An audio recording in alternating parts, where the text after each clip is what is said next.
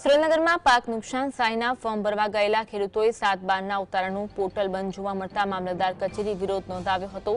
Portal બંધ હોવાથી સહાય ફોર્મ ભરવા માટે ખેડૂતો કલાકો સુધી લાઇનમાં ઉભું રહેવું પડ્યું। આ ઉપરાંત ફોર્મ ભરવા સ્થળ પર પીવાના પાણીની વ્યવસ્થા અને સિસ્ટમમાં વધારો કરવાની પણ ખેડૂતો માંગ કરી રહ્યા છે।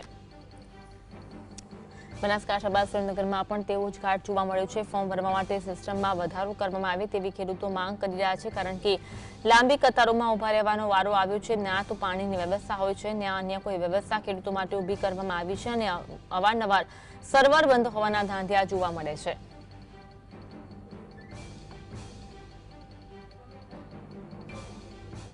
આજ અંગે વધુ વાત કરીશું। સંવાદદાતા ફઝલ અમારી સાથે લાઈવ જોડાયા છે। ફઝલ, ખેડૂતોનો આક્ષેપ છે કે ખેડૂતોને વારંવાર ધક્કા ખાવા પડે છે, સર્વર બંધ હોય છે, આ સાથે લાઇનમાં ઉભું રહેવું પડે છે, ત્યાં કોઈ વ્યવસ્થા પણ નથી। શું કહેવું છે ખેડૂતોનું? ખાસ કરીને જે સુરેન્દ્રનગર જિલ્લામાં ઓક્ટોબર મહિનાના છેલ્લા સપ્તાહમાં અને નવેમ્બર મહિનાના પ્રથમ સપ્તાહમાં જે માવઠા રૂપી વરસાદ વરસવા પામ્યું છે, જેને લઈને ખેડૂતોના મોઢામાં આવેલો કોળિયો છે તે છીનવાઈ ગયો છે। કપાસ, મગફળી જેવા પાકોને વ્યાપક નુકસાન થયું છે, ત્યારે ગુજરાત સરકાર દ્વારા ખેડૂતોની વહારે આવી અને 10,000 કરોડ રૂપિયાનું આર્થિક નુકસાન વળતર પેકેજ જાહેર કરવામાં આવ્યું છે। આજે ફોર્મ ભરવાનો 5મો દિવસ છે, ત્યારે સર્વરના ધાંધિયા છે તે સતત કચેરીઓમાં જોવા મળી રહ્યા છે અને ખેડૂતો પરેશાનીનો સામનો છે તે કરી રહ્યા છે। ખાસ કરીને પોર્ટલની વાત કરવામાં આવે તો આજે 5મો દિવસ હોવા છતાં પણ જે 7/12ના દાખલાઓ નીકળવા જોઈએ તે નીકળી નથી રહ્યા। એક દાખલો કાઢતા 30 મિનિટ જેટલો સમયગાળો વીતી રહ્યો છે। પોર્ટલ જે ધીમું ચાલતું હોવાના કારણે ખેડૂતોને લાઈનોમાં ઊભું રહેવું પડે છે અને પરેશાનીનો સામનો કરવો પડી રહ્યો છે। બીજી તરફ જ્યારે તાલુકા પંચાયતમાં ખેડૂતો ફોર્મ ભરવા જાય ત્યારે પણ લાંબી કતારો છે તે લાગતી હોય છે, અને ખાસ કરીને ત્યાં પીવાના પાણીની વ્યવસ્થા અને બેઠકની વ્યવસ્થા ન હોવાના કારણે ખેડૂતો પરેશાન બની રહ્યા છે। ખેડૂતો મામલતદાર કચેરીએ આવ્યા છે અને રજૂઆત પણ કરી રહ્યા છે કે તમામ પ્રકારની વ્યવસ્થાઓ ઉપલબ્ધ કરવામાં આવે। વઢવાણ તાલુકાના જ્યારે વાત કરવામાં આવે તો 46,000 જેટલા સર્વે નંબરો અને ખેડૂતોની સંખ્યા ઉપલબ્ધ છે। હવે 10 દિવસમાં ફોર્મ ભરવાની પ્રક્રિયા પૂર્ણ કરવાની છે અને પાર પડવાનું છે, ત્યારે માત્ર ને માત્ર વઢવાણ તાલુકા પંચાયતમાં 2 જેટલી સિસ્ટમ છે તે મૂકવામાં આવી છે।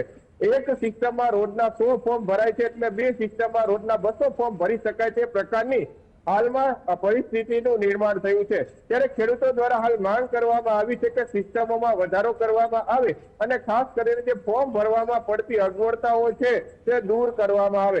કેમેરામેનને કહીશ કે સુરેન્દ્રનગરની પણ મામલતદાર કચેરીની હાલત તે જ છે। અહીંયા જે વહેલી સવારથી ખેડૂતો આવી રહ્યા છે, લાઈનોમાં ઉભા રહેતા હોય છે, તલાટીઓ પાસેથી ખાસ કરીને જે દાખલાઓ કઢાવવાના હોય છે તે દાખલાઓ કઢાવવા પણ કલાકો સુધી લાઈનોમાં ઉભા રહેવા માટે મજબૂર બનવું પડી રહ્યું છે।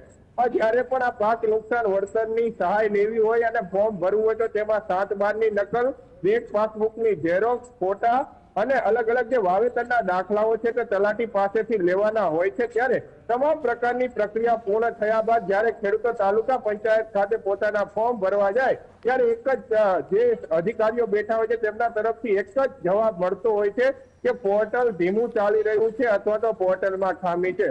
ખેડૂતો પરેશાન બની રહ્યા છે અને ખેડૂતો દ્વારા હવે માંગ કરવામાં આવી છે કે સરકારને જો સંવેદના હોય તો જે સરકાર પાસે તમામ પ્રકારની જે ખેડૂતોની વિગત છે તે ઉપલબ્ધ છે, સીધી ખાતામાં સહાય જમા કરવામાં આવે તેવી સુરેન્દ્રનગર જિલ્લાના ખેડૂતોની માંગ છે। હાલ આજે 5મો દિવસ છે, ત્યારે ખેડૂતો છે તે પોતે ફોર્મ નથી ભરી શકતા અને કલાકો સુધી લાઈનોમાં ઉભા રહી અને તેમને ધક્કો ખાવો પડી રહ્યો છે।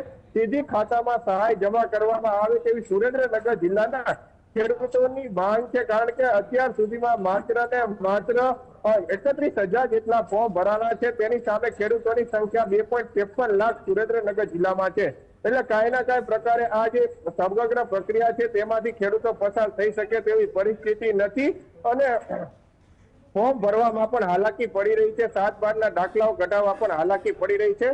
ત્યારે સરકાર સીધી સહાય ખાતામાં જમા કરે તેવી હાલ ખેડૂતોની માંગ છે। જી આભાર ફઝલ, જોડાવા માટે અને